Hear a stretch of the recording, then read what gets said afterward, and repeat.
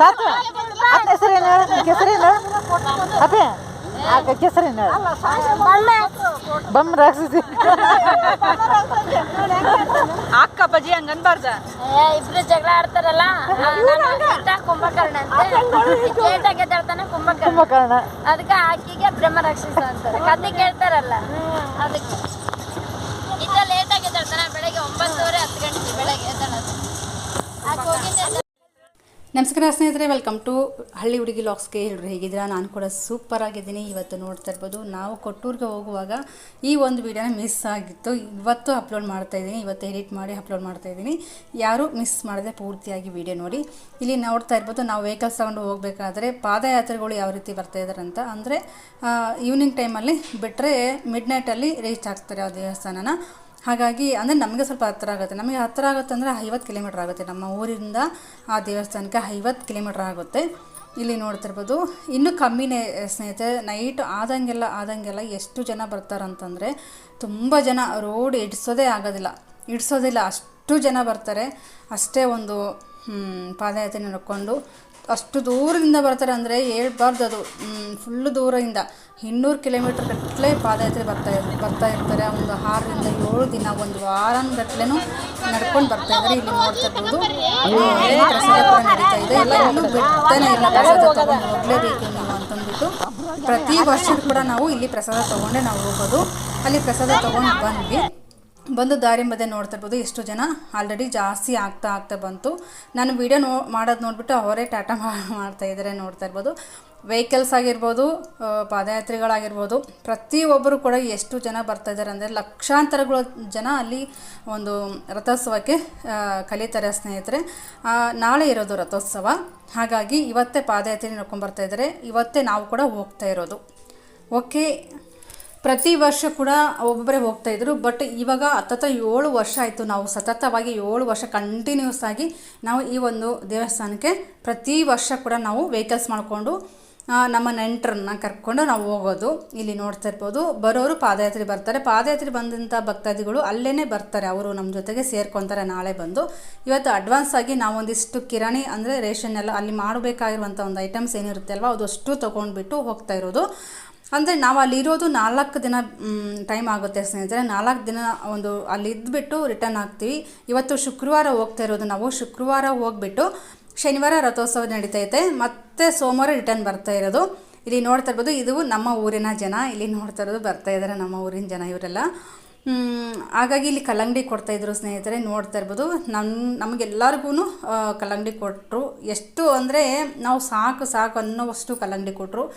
ಒಬ್ಬೊಬ್ಬರು 2-3 ಪೀಸ್ ಇಸ್ಕೊಂಡ್ರು. ಯಾಕಂದರೆ ಸ್ವಲ್ಪ ಬಿಸಿಲೆಲ್ಲ ಇತ್ತು. ಅಂದರೆ ಇವಾಗ ಬಿಸಿಲು ಕಮ್ಮಿ ಆಯಿತು, ಬಟ್ ಸೆಕೆ ಇದೆ, ತಂಪಾಗುತ್ತೆ ಅಂತಂದ್ಬಿಟ್ಟು ಕೊಟ್ಬಿಟ್ರು. ಅವ್ರ ಪಾಪ ತುಂಬ ಅಂದರೆ ತುಂಬ ಕೊಟ್ಟರು. ಮಕ್ಕಳಿಗೆಲ್ಲ ಗ್ಲಾಸೆಲ್ಲ ಹಾಕಿ ಇಟ್ಬಿಟ್ಟಿದ್ರು. ಅದನ್ನು ಕೂಡ ಮಕ್ಕಳಿಗೆ ಕೊಟ್ಟರು, ಯಾಕಂದರೆ ದೊಡ್ಡ ಪೀಸೆಲ್ಲ ಅಷ್ಟೊಂದು ಸರಿ ಬರೋದಿಲ್ಲ ತಿನ್ನೋದಕ್ಕೆ ಅಂತ. ನೆಕ್ಸ್ಟ್ ಇನ್ನೊಂದು ಜಾಗದಲ್ಲಿ ಇಲ್ಲಿ ದ್ರಾಕ್ಷಿ ಕೊಟ್ಟಿದ್ದಾರೆ. ನೋಡ್ತಾ ಇರ್ಬೋದು, ದ್ರಾಕ್ಷಿ ಸಾಕು ಅನ್ನೋವಷ್ಟು ದ್ರಾಕ್ಷಿ ಕೊಟ್ಟರು. ನಮ್ಗೆ ಆಲ್ರೆಡಿ ಪ್ರಸಾದ ತೊಗೊಂಡಿದ್ವಿ, ಕಲ್ಲಂಗಡಿ ಹಣ್ಣು ತಿನ್ಕೊಂಡು ಬಂದ್ವಿ. ಜೊತೆಗೆ ದ್ರಾಕ್ಷಿ ನಮಗೆ ಅಷ್ಟು ತಿನ್ನೋದಕ್ಕೆ ಆಗಲಿಲ್ಲ, ಯಾಕಂದರೆ ಫುಲ್ಲು ಹೊಟ್ಟೆ ಎಲ್ಲ ಫುಲ್ಲಾಗಿಬಿಟ್ಟಿತ್ತು. ಹಾಗಾಗಿ ಎಲ್ಲರೂ ಸೇರಿಕೊಂಡು ಒಂದು ಕವರಿಗೆ ಹಾಕಿಟ್ರು. ನೆಕ್ಸ್ಟ್ ಹೋದಾಗ ನೋಡೋಣ ತಿಂದ್ರಾಯ್ತು ಬಿಡಿ ಅಂತಂದ್ಬಿಟ್ಟು, ಇಲ್ಲಾಂದರೆ ಮಕ್ಕಳು ತಿಂತಾರೆ ಆಮೇಲೆ ಅಂತಂದ್ಬಿಟ್ಟು ಎಲ್ಲರೂ ಒಂದರಲ್ಲೇ ಹಾಕಿಟ್ರು. ಹೋಗ್ತಾ ಕತ್ಲೆ ಆಯಿತು. ನಾವು ಹೋಗಿದ್ದು ಅಲ್ಲಿ ಕರೆಕ್ಟಾಗಿ 8 ಗಂಟೆ ಆಯಿತು ಸ್ನೇಹಿತರೆ. 8 ಗಂಟೆ ಆಗ್ತಾ ಆಮೇಲೆ ನಾವು ಏನೂ ಅಡುಗೆ ಮಾಡ್ಕೊಳ್ಳಿಲ್ಲ. ಯಾಕಂತಂದರೆ ಇದೇ ಹಣ್ಣು ತಿಂದಿದ್ದು ಮತ್ತು ಪ್ರಸಾದ ತೊಗೊಂಡಿದ್ದೆ ಸಾಕಾಯಿತು ನಮಗೆ. ತುಂಬ ನೋಡ್ತಾ ಇರ್ಬೋದು, ಎಲ್ಲರೂ ತಿಂದು ಇನ್ನೂ ಇಷ್ಟು ಹಣ್ಣು ಮಿಕ್ತು. ಅದನ್ನು ಆಮೇಲೆ ತಿಂದ್ರಾಯ್ತು ಅಂತ ಅದನ್ನು ಕೂಡ ಹಂಗೆ ಇಟ್ಬಿಟ್ವಿ. ಚೆನ್ನಾಗಿತ್ತು, ತುಂಬ ಸ್ವೀಟಾಗಿತ್ತು. ಟೀ ಕೂಡ ಅಷ್ಟೇ. ನಾವು ಹೋಗುವಾಗ ದಾರಿ ಮಧ್ಯೆ ಒಂದು 5 ರಿಂದ 6 ಹಳ್ಳಿ ಬರುತ್ತೆ ಸ್ನೇಹಿತರೆ. 5 ರಿಂದ 6 ಹಳ್ಳಿ ಕೂಡ ಪ್ರಸಾದ ಇರುತ್ತೆ. ಜೊತೆಗೆ ದಾರಿ ಮಧ್ಯೆ ಅಂದರೆ ಹಳ್ಳಿಗಳಲ್ಲಿ ಮತ್ತು ಹೊಲದಲ್ಲಿ ಇಲ್ಲಿ ಕೂಡ ಪ್ರಸಾದ ನಡೆಸ್ತಾರೆ.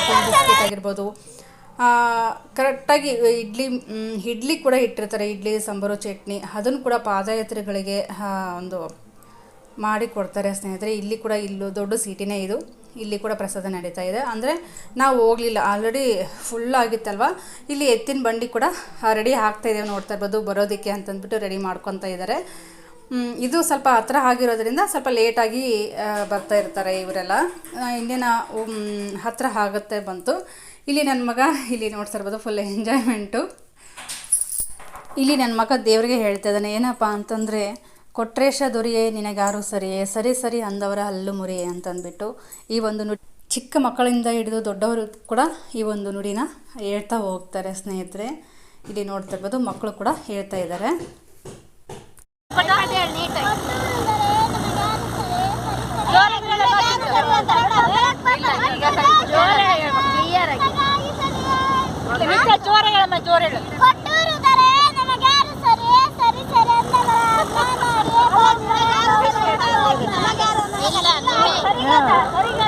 ಇಲ್ಲ ಕನ್ಫ್ಯೂಸ್ ಮಾಡ್ಕೊತಾಳ.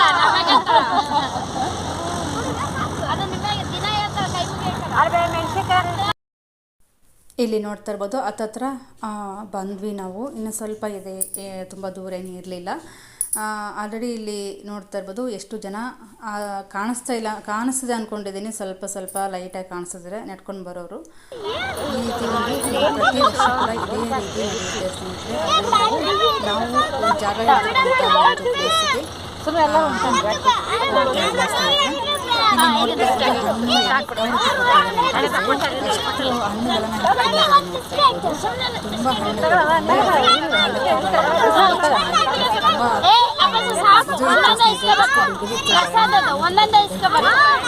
ಇದಿಷ್ಟು ಹಣ್ಣುಗಳು ಎಲ್ಲರಿಗೂ ಆಗುವಷ್ಟು ಅಲ್ಲಿ ಕೂಡ ಪ್ರಸಾದ ರೀತಿಯಲ್ಲಿ ಎಲ್ಲರಿಗೂ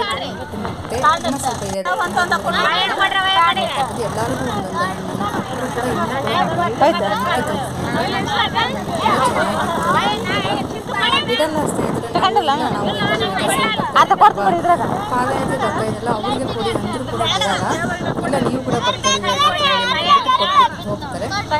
ಹಾಗಾಗಿ ಬಿಸ್ಕೆಟ್ ಕೂಡ ಮಕ್ಕಳಿಗೆ ಬಿಸ್ಕೆಟು ಟೀ ಕೂಡ ಕೊಡ್ತಾ ಇದ್ದಾರೆ. ಇಲ್ಲಿ ನೋಡ್ತಾ ಇರ್ಬೋದು ಇಲ್ಲಿ ಕೂಡ ಪ್ರಸಾದ ನಡೀತಾ ಇದೆ ಸ್ನೇಹಿತರೆ. ಇಲ್ಲಿ ಪ್ರತಿ ವರ್ಷ ಕೂಡ ತೊಗೊತಾ ಇದ್ವಿ. ಆಲ್ರೆಡಿ ನಮಗೆ ತುಂಬ ಹೊಟ್ಟೆ ಫುಲ್ಲಾಗಿರೋದ್ರಿಂದ ನಾವು ವೆಹಿಕಲ್ಸ್ನ ನಿಲ್ಲಿಸಲಿಲ್ಲ. ಹಾಗಾಗಿ ಹಂಗೆ ಮುಂದೆ ಬಂದ್ವಿ, ಇರಲಿ ನಡೀಲಿ ಅಂತಂದ್ಬಿಟ್ಟು ಹಂಗೆ ಬಂದುಬಿಟ್ವಿ. ಇಲ್ಲಿ ನೋಡ್ತಾ ಇರ್ಬೋದು ಎತ್ತಿನ ಬಂಡಿ ಕೂಡ ಇಲ್ಲಿ ಕೂಡ ಒಂದಿಷ್ಟು ಟ್ರ್ಯಾಕ್ಟರ್ ಕೂಡ ರೆಡಿ ಮಾಡಿ ಇಟ್ಕೊಂಡಿದ್ದಾರೆ. ಅವರು ಕೂಡ ಬರೋದಕ್ಕೆ ಸುತ್ತಮುತ್ತ ಒಂದು ನಮ್ಮ ಒಂದು ಜಿಲ್ಲೆ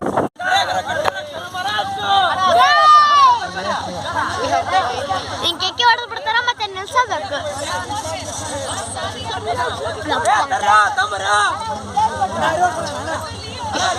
ಅಯ್ಯೋ ಪಾಪೆ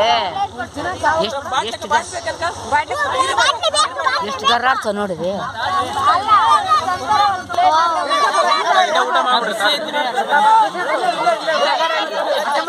ಅಯ್ಯೋ ಪಾಪ ಬಾಟ್ಲಿ ಇಸ್ಕೊಳ್ಳಿಲ್ಲ ಸರ್ ನಮ್ಮರಿ ಬಾಟ್ಲಿ ಕೊಡ್ರಿ, ಒಂದು ಬಾಟ್ಲಿ ಕೊಡ್ರಿ ನಮ್ಮರಿ ತಗೊಳ್ರಿ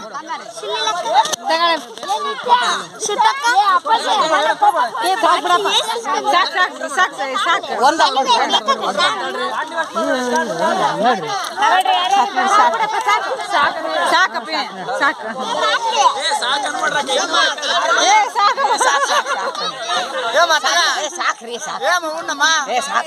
ಕೊಡಕ್ರವ ಕೊಡ್ರ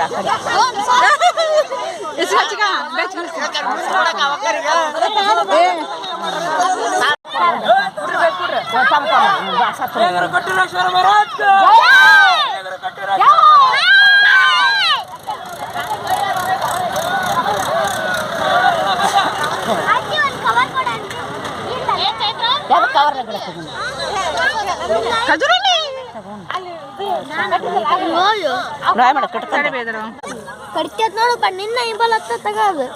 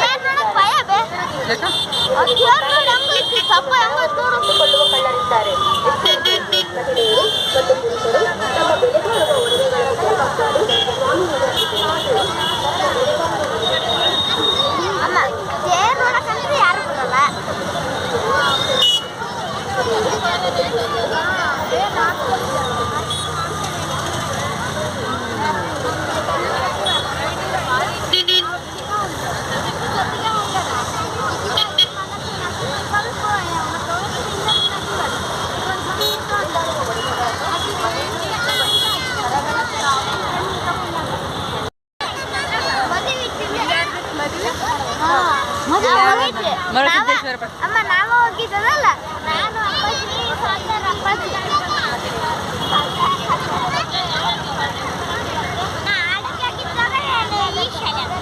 ಅಡಿಗೆಲಿದ್ದಾಗವಾ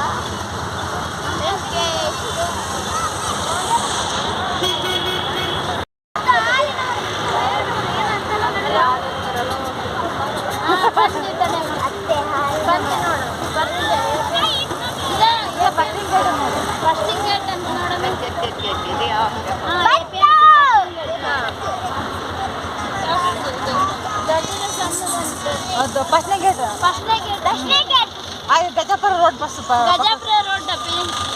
ಇಲ್ಲ ಮೈಲಾರ ಇಲ್ಲ ಎರಡನೇದ ಮೂರನೇ ಹಿಂಗೆ ಹಾಕ್ಯಾರ ಅವರು ಈ ಕಡೆ ಹಿಂಗೆ ಉದ್ದಕ್ಕೆ ಹಾಕ್ಯಬೇಕ ಬೇಡ